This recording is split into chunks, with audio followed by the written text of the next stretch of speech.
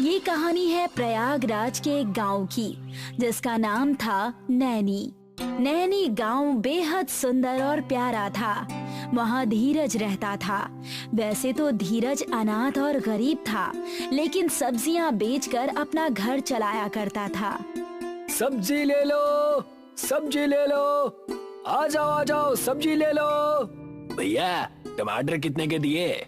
टमाटर तो 50 रुपए किलो है। इतना महंगा टमाटर मुझे नहीं लेना, मैं कहीं और देख लेता हूँ। दुकान खोले पूरा एक दिन हो गया था, लेकिन व्यापार बिल्कुल भी नहीं चल रहा था। तब एक औरत वहाँ आई और कहने लगी, क्या आप मुझे अपनी सारी दुकान बेच सकते हैं? लगता है ये बड़े घर की बेटी है, मेरा पूरा दुकान खरीदने आई है। जी क्यों नहीं, सिर्फ 2000 रुपए में ये दुकान आप ले लीजिए। ये लो 2000 रुपए। वो औरत धीरज को पैसे देकर चली गई। पहले तो धीरज बहुत खुश हुआ, उसके बाद उसे पता चला कि वो नकली 2000 के नोट हैं। क्या जमाना आ गया है, कोई भला करना ही नहीं चाहता किसी का। थोड़े से पैसे जो आ रहे थे वो भी उस औरत ने लूट लिए। क्या करूं, कहाँ जाऊं? धीरज अपने दुकान लूटने से परेशान था ही कि वहाँ पर एक भिखारी आया और धीरज से कहने लगा, कुछ खाने को दे दो, अगर एक केला ही दे दोगे तो क्या हो जाएगा। देख बुड्ढे, मेरी दुकान पहले से ही लुट गई है, मुझे और परेशान मत कर। सिर्फ 4 दर्जन केला रखा है, अगर मैं तुझे ये भी दे दूंगा तो मैं रात को क्या खाऊंगा? मुझे बड़े जोरों की भूख लगी है, तुम कुछ नहीं बस 2 केले ही दे दो। अगर इसे नहीं दिया तो यहाँ रहकर ये मेरा सर खाता रहेगा, इसे मैं केला दे ही देता हूँ। धीरज ने अपने पास रखे कुछ केलों में से उसे 2 केले दे दिए, जिसे खाकर भिखारी वहाँ से चला गया। जोरदार बारिश हो रही थी। इतनी तेज बारिश है, ठंड लग रही है, कहाँ जाऊँ, किसके पास जाऊँ? अगर रात भर यहाँ रुक गया तो ठंड से मर जाऊंगा। तब भिखारी की नजर सामने वाले घर पर पड़ती है, जो धीरज का होता है। भिखारी हिम्मत बांधकर धीरज के घर पहुंचता है और कहता है, क्या तुम मुझे एक रात के लिए अपने घर में रख लोगे? तुम पागल हो गए हो क्या? तुम्हारी मैंने थोड़ी सी मदद क्या की, तुम तो सर पर चढ़ रहे हो। रात हो चुकी है, बारिश भी बहुत ज्यादा है, मुझे ठंड भी लग रही है, बिजलियां कड़क रही हैं, बस एक रात के लिए ही जगह दे दो। अच्छा, आ जाओ। उस रात भिखारी धीरज के घर में ही रुक जाता है। सुबह हो जाती है, बारिश भी कम हो जाती है। धीरज की आंख खुलती है तो वो देखता है कि वो भिखारी सुबह सुबह ही अपने झोले में से मिर्चियाँ निकाल कर खा रहा था। तुम इतनी सुबह सुबह उठकर मिर्चियाँ क्यों खा रहे हो? आप उठ गए? ये मिर्चियाँ कोई ऐसी वैसी मिर्चियाँ नहीं है, इसे खाने से मुझे अब दिन भर भूख नहीं लगती। मुझे उससे क्या मतलब, तुम जाओ और अपना काम करो। चलो, सुबह हो गई और बारिश भी नहीं हो रही। भिखारी धीरज के घर से चला जाता है। धीरज सब्जी मंडी जाकर उसे दोबारा बेचने के लिए सब्जी की दुकान पर सब्जी लगाने लगता है। आ जाओ, ताजे ताजे सब्जियां ले लो, आ जाओ। पूरा दिन बीत जाता है, लेकिन धीरज के दुकान से कोई भी सब्जी नहीं खरीदता। तब धीरज तंग आ जाता है और दुकान बंद करके घर जा ही रहा होता है कि उसकी नजर टीले पर पड़ती है, जहां भिखारी रात को सो रहा होता है। और तब धीरज कहता है, असली जिंदगी तो इसी की है, ना कोई फिक्र ना कोई काम, पूरा दिन यहाँ वहाँ घूमो, लोगों से पैसे मांगो, किसी ने दे दिया तो मौज, और सब अब दे ही देते हैं, और रात को मस्त आराम से सो जाओ। उतने में ही वहाँ पर एक सांप आ जाता है और उस भिखारी को काट कर चला जाता है, और दूर खड़ा धीरज ये सब चीजें देख लेता है। सांप काट लिया। अरे बाप रे, इसे तो सांप ने काट लिया। मुझे इसे एक सपेरे के पास लेकर जाना होगा। धीरज भिखारी को अपने साथ लेकर आ जाता है और उसका इलाज करवाता है। सपेरा उस सांप के जहर को निकाल देता है। सही समय पर आपने ला दिया, वरना इनकी जान खतरे में आ सकती थी। ये आपके क्या लगते हैं?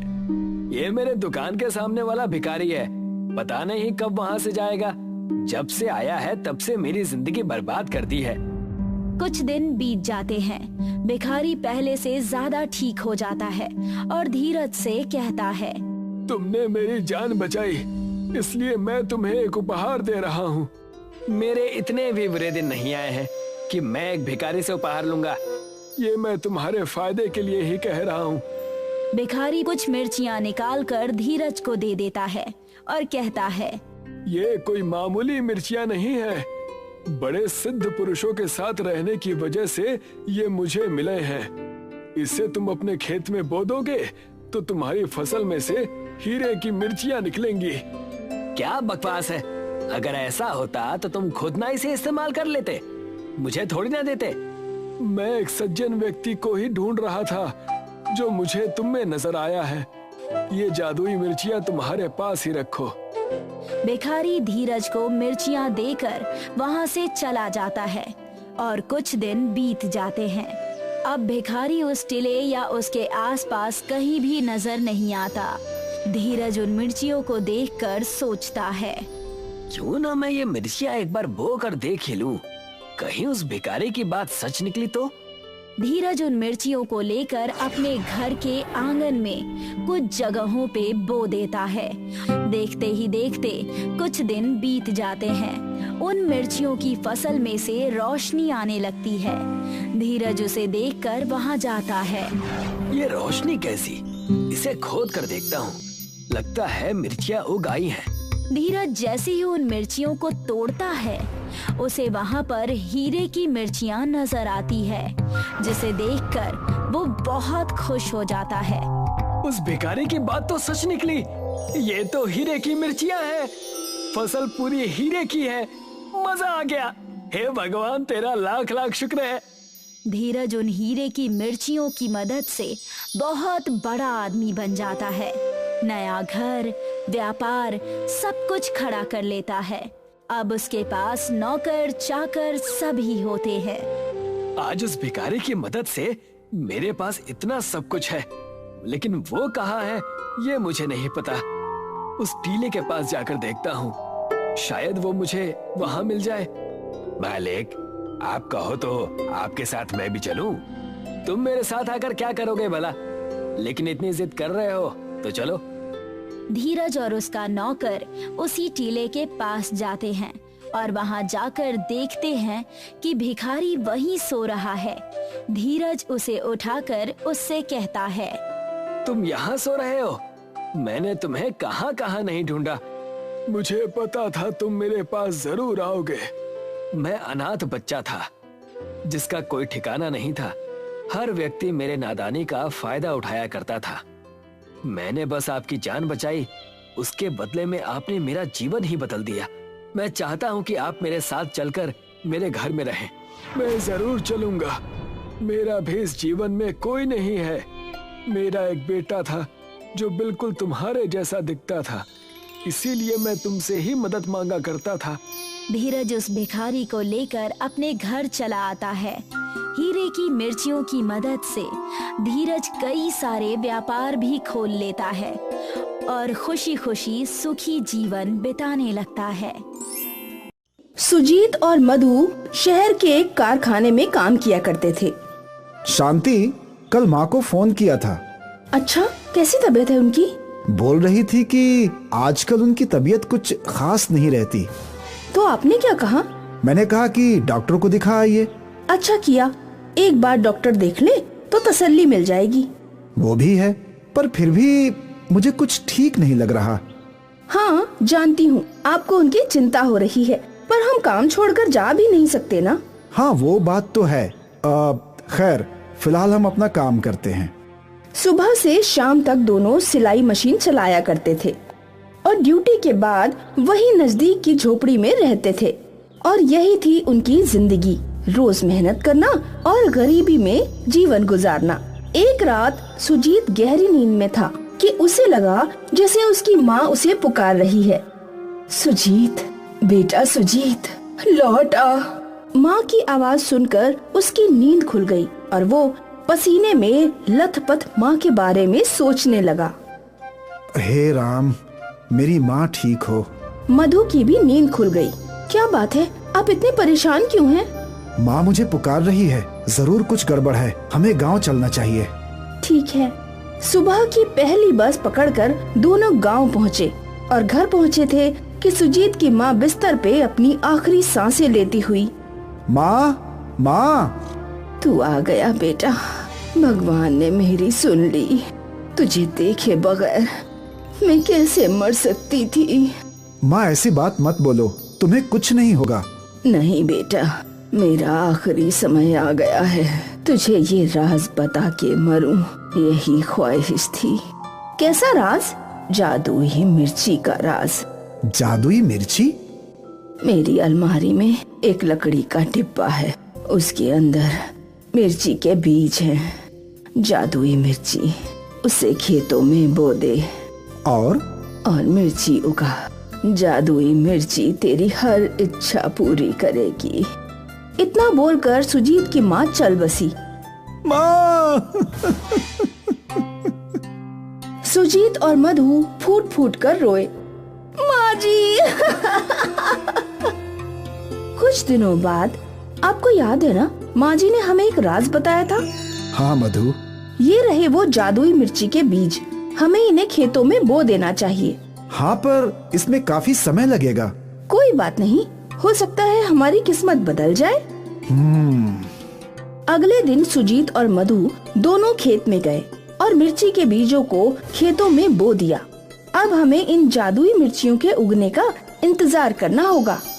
मिर्ची के बीजों में क्या जादू था, ये तो उन्हें पता नहीं था, पर दोनों मिर्ची के पौधे के उगने का इंतजार करने लगे। खेतों में बीज बोकर दोनों थके हारे घर लौटे। थक गए? हाँ। और भूख भी लगी ही होगी। हाँ, तुम जल्दी कुछ बना दो। मधु रसोई में खाना बनाने लगी। कुछ और दिन इतनी मेहनत करनी होगी, फिर हमारी किस्मत बदल जाएगी। उम्मीद तो यही है। कुछ देर बाद दोनों ने खाना खाया और जादुई मिर्ची के ख्वाब देखते हुए दोनों सो गए। अगले कई दिनों तक वो दोनों खेतों में पानी डालने का काम करते रहे। ना जाने कब ये जादुई मिर्ची उगेगी। सब्र रखिए। जादुई मिर्चियों में क्या जादू होगा? पता नहीं, जो भी होगा अच्छा ही होगा। रोज दोनों दूर से खेतों तक पानी लाते थे और अब उनके खेतों में छोटे छोटे पौधे दिखने लगे थे। वाह, ये हुई ना बात। अब कुछ ही दिन में मिर्ची उगने लगेगी। हाँ, और इनमें क्या जादू है वो भी पता चल ही जाएगा।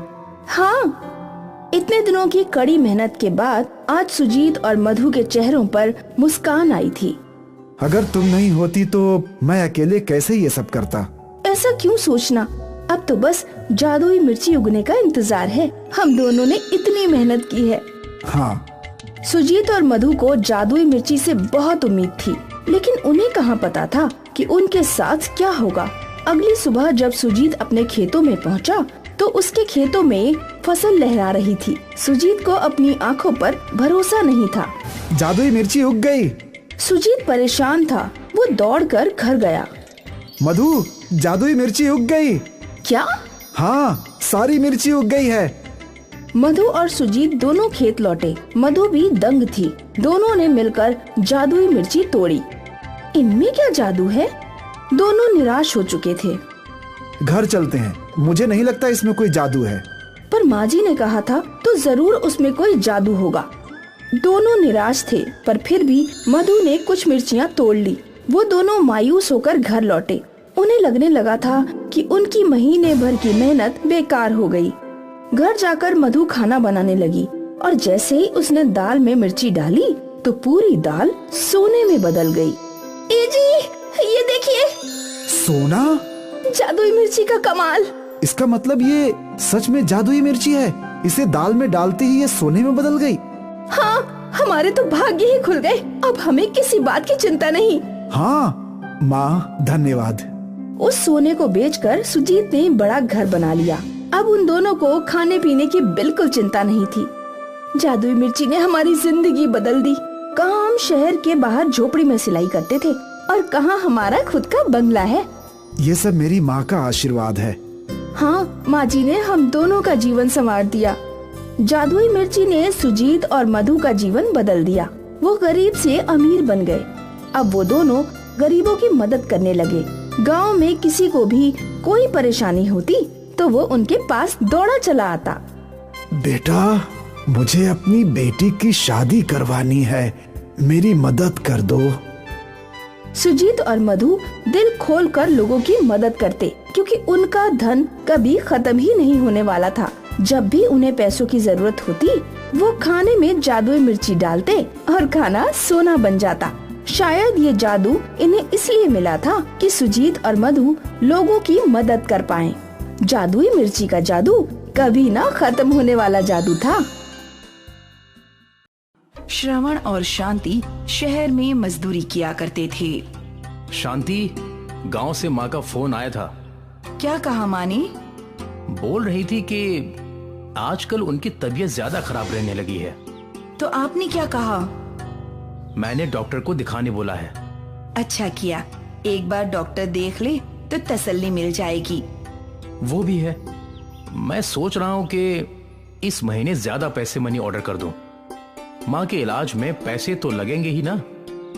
हाँ बिल्कुल, चलिए अब मैं काम करती हूँ, वरना सुपरवाइजर देखेगा तो डांटेगा। हाँ हाँ। सुबह से शाम तक दोनों मजदूरी करते थे। श्रवण और शांति ने एक छोटा सा झोपड़ा किराए पर लिया था। शाम को काम के बाद वो लोग रूखा सूखा खाकर सो जाते थे और यही थी उनकी जिंदगी, रोज मजदूरी करना और गरीबी में जीवन गुजारना। एक शाम को श्रवण और शांति घर पहुँचे ही थे कि उनका पड़ोसी उनके पास आया। भैया, तुम्हारे गांव से किसी का फोन आया था, कह रहा था कि तुम्हारी माँ की तबीयत बहुत ज्यादा खराब है, तुम्हें जल्द से जल्द गांव बुलाया है। हे राम। चलिए, अभी रात की बस मिल जाएगी हमें। हाँ। श्रवण और शांति ने रात की बस पकड़ ली और जल्दी जल्दी में अपने गांव के लिए निकल गए और अगली सुबह वो लोग अपने गांव पहुँचे। श्रवण की माँ रमा बिस्तर पर पड़ी थी। माँ, तू आ गया बेटा, तुझे देखने के लिए ही अब तक मैं जिंदा थी। माँ, ऐसी बात मत बोलो, तुम्हें कुछ नहीं होगा। नहीं बेटा, मेरा आखिरी समय आ गया है, तुझे और बहू को देख लूं, बस वही ख्वाहिश थी, अब वो पूरी हो गई। ऐसा मत बोलिए माँ जी। श्रवण, मेरी एक बात मानेगा? हाँ माँ, बोलो। मैं चाहती हूँ कि इन खेतों में हमारे पूर्वजों ने खेती की है, तू भी वहीं खेती कर और इस गांव को छोड़कर शहर ना लौटे। पर माँ, हमारे खेत तो बंजर हो चुके हैं। जानती हूँ, पर तेरे परदादा जी ने भी बंजर खेतों को ही उपजाऊ बनाया था, तू भी एक बार कोशिश कर ले। ठीक है माँ, मैं कहीं नहीं जाऊंगा। अब मेरी सारी इच्छाएं पूरी हो गई, अब मैं खुशी से मर सकती हूँ। माँ! श्रवण की माँ ने अपना देह त्याग दिया। श्रवण और शांति फूट फूट कर रोए।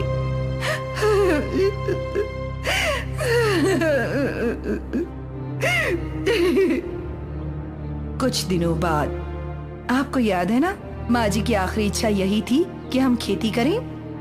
हाँ शांति, पर वो खेत बंजर हैं। कोई बात नहीं, हमने भी तो जिंदगी भर मजदूरी की है, मुझे यकीन है कि हम बंजर खेत को उपजाऊ बना सकते हैं। हाँ, बना तो सकते हैं, पर इसमें काफी समय लगेगा। कोई बात नहीं, मैं हूँ ना आपका साथ देने के लिए। आशा है कि वो खेत उपजाऊ हो जाए। अगले दिन श्रवण और शांति दोनों खेत में गए। यहाँ तो बड़े बड़े पत्थर हैं, पहले हमें इन सबको हटाना होगा। हाँ चलो। शांति और श्रवण ने मिलकर बड़े बड़े पत्थर हटाए और फिर मिट्टी को पीटने लगे। इस मिट्टी पे तो बहुत मेहनत करनी होगी। हाँ, अगर तुम थक गई हो तो थोड़ी देर आराम कर लो। नहीं, कोई बात नहीं। ठीक है, तो फिर थोड़ी देर में घर चली जाना, तुम्हें खाना भी तो बनाना होगा ना। हाँ, लेकिन तब तक आपकी मदद तो कर लूं। दोनों हथौड़े से मिट्टी पीटते रहे। कुछ देर बाद शांति ने हथौड़ा वहीं रख दिया और घर के लिए निकल गई। शांति ने घर जाकर खाना बनाया। सांझ हुई और थका हारा श्रवण घर लौटा। शांति उसके लिए पानी ले आई। थक गए? हाँ। और भूख भी लगी होगी।